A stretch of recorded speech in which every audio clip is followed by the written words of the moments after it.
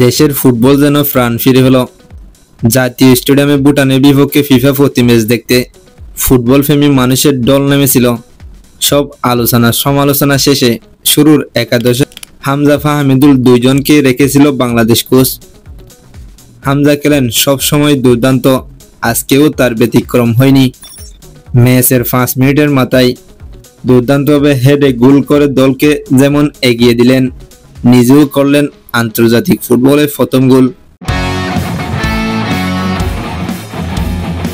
ফাহমিদুলকে শুরুর দিকে নার্ভাস মনে হচ্ছিল, তবে কিছু সময় নেওয়ার পর মানিয়ে নেন। প্রথম আন্তর্জাতিক ম্যাচ হিসেবে দুর্দান্ত খেলেছেন বলতে হয়।